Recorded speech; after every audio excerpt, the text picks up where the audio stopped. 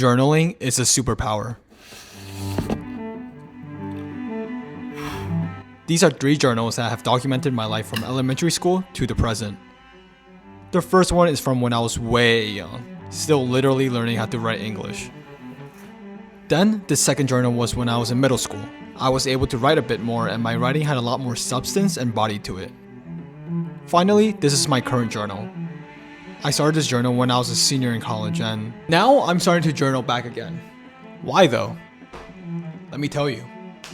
In our lives, we really don't self-reflect anymore. We often choose the more convenient option of quick dopamine hits or consuming digital content, like this video you're watching right now. And it's frustrating for me because I rarely have time to self-reflect because I'm so too damn focused on this phone. And I'm part of the problem, and that is just so frustrating to me. Thinking back, it was so much easier as a kid to write and jot down whatever came to mind. So, here are 3 lessons I've taken from journaling. One from each journal I've written.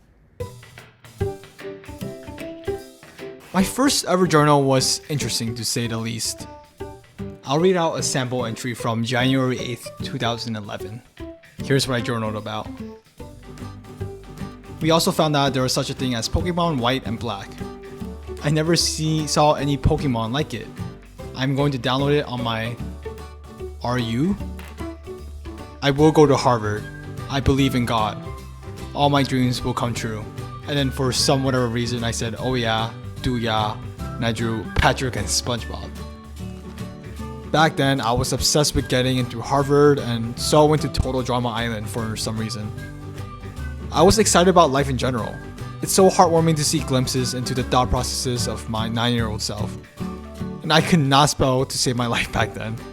I spelled church like C-U-R-C-H and journal like J-O-N-N-O-R, which isn't even possible.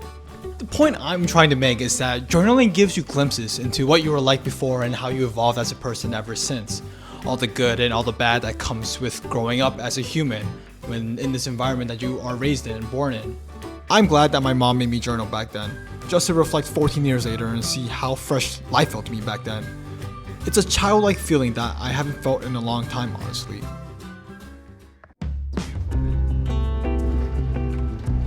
Journal 2 documented my middle school days. In this journal, I was more self-critical on myself. And I'll be reading a journal entry from May 14th, 2013. And it reads, "Today I did something very wrong. I didn't do my Kumon homework. From now on, I'm going to be more responsible and I'm not going to fool around. I'm very sorry." The difference with the second journal compared to this first one is that within this second journal, I was able to look more inwards within myself and discuss about emotions and lessons that I was feeling during the time. Whereas in this first one, I simply just documented events and life that happened to me as it was. And I think that's a truly important thing. I think just being self-critical is so important. For example, I made a whole ass list of how I'll be getting A's on my grades. That was awesome to see, and that was me setting goals that a lot of you guys watching right now probably had back then. Getting good grades. I feel as if recently I haven't been self-critical of myself as I really should be. I think back then I was more self-critical on myself than I am now, which is kind of ironic because now I'm grown up and I have all these experiences and life lessons under my belt, but yet I can't utilize them. I've just been content with who I am as a person and not reflecting on mistakes I make in my life. It feels like I've been walking recently when in reality I should be running.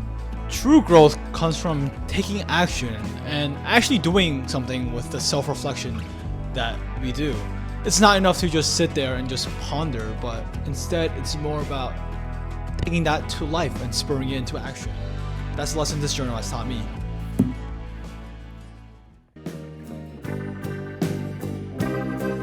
And finally, moving on to the latest journal, I started this journal when I was a senior in college and kind of stopped writing in it after I graduated from college.